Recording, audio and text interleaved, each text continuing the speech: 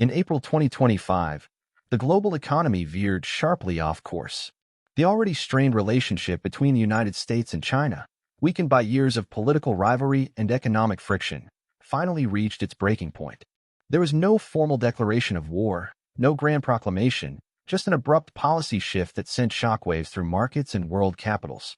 China's move to impose a 34% retaliatory tariff on all U.S. imports didn't happen in isolation.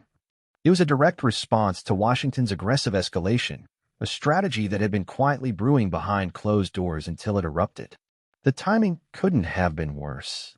With inflation still crippling major economies and global supply chains struggling to stabilize, the last thing the world needed was a full-blown trade war, a conflict openly championed by Trump. But this was no ordinary clash over tariffs or trade imbalances. It signaled the collapse of the global economic order, a decisive shift away from interdependence and toward open confrontation. What began as measured policy maneuvers rapidly spiraled into a cycle of retaliatory measures, blacklists, and market chaos, changes that would reshape how nations trade, compete, and align. By the first week of April, the White House refused to retreat. Instead, the U.S. finalized sweeping tariffs, hiking duties on Chinese imports to a staggering 54%. This wasn't a bargaining ploy. It was a statement of intent. From Washington's perspective, the message was unmistakable. The era of tolerating Beijing's economic tactics was over. Behind the scenes, however, the situation was far more nuanced. This wasn't a rash decision or an impulsive shift. It was the culmination of months of internal debate, political maneuvering, and a growing consensus among U.S. leaders that deep economic ties with China had become a strategic liability.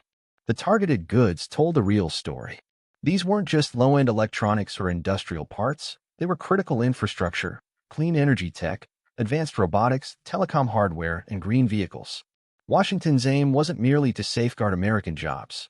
It was to dominate the industries of the future and curb China's long-term economic rise. Nor was this an isolated move. Within the administration, senior advisors argued the timing was perfect. U.S. tech firms were already restructuring supply chains, the semiconductor bill had passed, and public sentiment, especially among blue-collar voters, had hardened. Many now viewed China not just as a competitor, but as an existential economic threat. Trump's return to power only amplified this stance. His campaign wasn't just about reviving American jobs, it was about punishing those who challenge U.S. sovereignty, with China squarely in the crosshairs. Underlying it all was a broader geopolitical warning. Intelligence reports and economic analyses painted a clear picture. China's influence was expanding, outpacing Western investments in Africa, flexing military muscle in the South China Sea, and securing trade pacts across Asia. To Washington, Beijing wasn't just growing, it was rewriting the rules of global power. China wasn't merely expanding its economy, it was rewriting the rules of global power. If Washington failed to respond forcefully, it risked falling behind not just economically, but diplomatically and militarily as well. At first, the U.S. rolled out its tariffs quietly, using carefully worded press releases. But the markets understood immediately. Investors braced for retaliation, importers scrambled to renegotiate contracts, and analysts on both sides of the Pacific rushed to revise their forecasts. Beijing remained silent, but everyone knew a response was coming, swift, calculated, and disruptive. And it was. Less than a week later, China struck back, not with rhetoric, but with action. On April 10, 2025, it imposed a sweeping 34% tariff on all U.S. imports. No ambiguity, no selective targeting, no gradual phase-in. The move was total, comprehensive, and immediate, marking a sharp departure from China's previous restraint in trade disputes. This wasn't just retaliation. It was China establishing a new set of rules. From this point forward, it would engage directly, unapologetically, and at scale. The announcement came from China's Ministry of Finance, but the tone made it clear. This decision came from the very top. The official statement accused the U.S. of launching politically motivated economic attacks and warned that further aggression will be met with even harsher countermeasures. This was no longer just about trade imbalances or isolated tariffs. China framed the U.S. actions as an assault on its sovereignty and national stability, positioning itself not as the aggressor, but as a nation defending its rightful interests. What made Beijing's retaliation so striking wasn't just the 34% tariff, it was the strategic timing and framing. China understood this conflict had transcended economics. It was now about projecting strength, both at home and abroad. Domestically, leadership needed to demonstrate resolve, particularly as public confidence in China's economic trajectory wavered. Globally, the message was unmistakable. China would not be cornered, nor would it let the U.S. dictate terms unchallenged. The global markets reacted instantly. Unlike the U.S. tariffs, which investors had partially anticipated, China's sweeping response caught many off guard. Asian markets plunged, European exchanges followed, and bond yields dropped as traders fled to safe havens.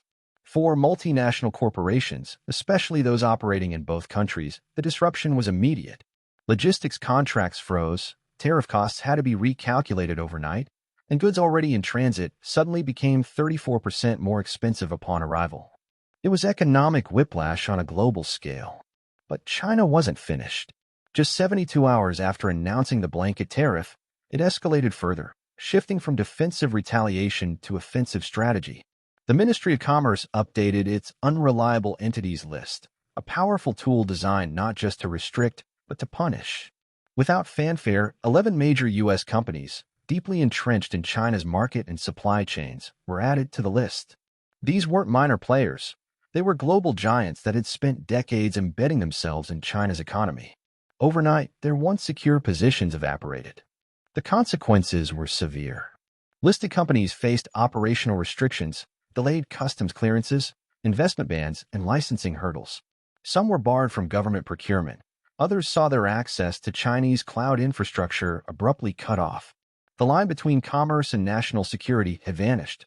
Firms that once believed their economic value would shield them now found themselves reclassified as political liabilities. And the crackdown didn't stop there.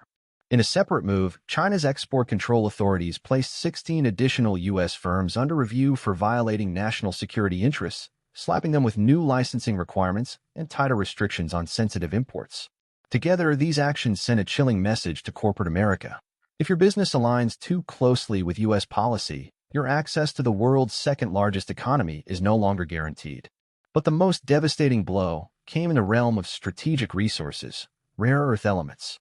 These weren't just obscure minerals. They were the lifeblood of next-generation technology. Samarium for missile guidance, terbium for electric vehicles and wind turbines, dysprosium for the permanent magnets in smartphones and fighter jets.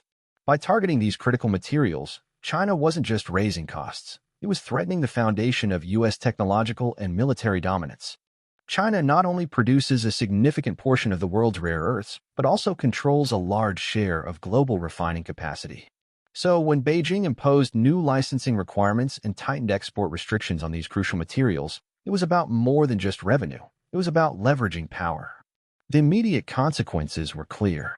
U.S. defense contractors raised alarms about potential disruptions. Semiconductor manufacturers began reassessing their inventory levels, and companies ranging from automakers to clean energy startups quietly began diversifying their sourcing strategies. They understood that moving away from Chinese rare earths would take years, not months, and Beijing understood that as well. This wasn't merely a sanction. It was a strategic reminder of the world's dependency on China. Far from being a reactive move, it was a carefully calculated show of strength, signaling that China could, and would, make the operational environment for American companies unpredictable, costly, and politically fraught. As corporate boards scrambled to assess their risks and investors watched earnings forecasts decline, a single question echoed through Beijing's financial circles. If the U.S. economy relies so heavily on these companies, how long until that pressure reaches the White House? As China recalibrated its economy and forged new trade partnerships, the effects of the conflict rippled far beyond its borders. The global economy, already fragile under the strain of persistent inflation, found itself drawn into a conflict it couldn't escape. No region was spared, whether by choice or circumstance.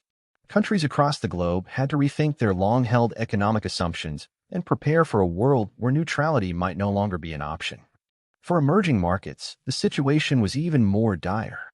Nations in Africa, Southeast Asia, and Latin America, many of which had based their growth models on exports to China or imports from the U.S., now faced sharp trade imbalances. Some goods became prohibitively expensive to move, while others saw critical manufacturing components delayed or entirely cut off. For these countries, the conflict was no longer an abstract geopolitical struggle. It was a direct threat to jobs, food prices, and currency stability. The trade war was no longer just an ideological clash between superpowers. It had become a tangible threat to global economic stability. Even regions that initially seemed insulated from the impact, such as the Middle East, were not immune. Supply chains were rerouted, logistics hubs were disrupted, and shipping costs skyrocketed. But the most profound consequence wasn't immediate, it was structural. Governments around the world began revising procurement policies, while companies reassessed their exposure to risk. New trade agreements were quickly drafted, fast-tracked, and re-evaluated. The global conversation shifted from cost efficiency to resilience. Multinational corporations, particularly those operating in both the US and China, had to contemplate operational bifurcation, managing two supply chains, two regulatory systems, and two technological ecosystems. The once prominent vision of a unified global market was slowly but unmistakably unraveling. On the diplomatic front, new alliances started to form. China increased its influence in Africa, positioning itself as a viable alternative to U.S. dominance, while the United States doubled down on its traditional alliances, though trust began to wane as partners questioned the consistency of American policy. Countries like Russia, India, and parts of Southeast Asia sought a third path, neither fully aligning with the West nor fully committing to Beijing, as they navigated a cautious middle ground. In the end, the world shifted from interdependence to fragmentation. The global economy wasn't collapsing, but it was reorganizing. The question now is not whether countries will be affected, but how quickly they can adapt to a world shifting from cooperation to competition. And let's not forget, this all began with Trump's tariffs. Do you think the world's two largest economies should reconsider their actions?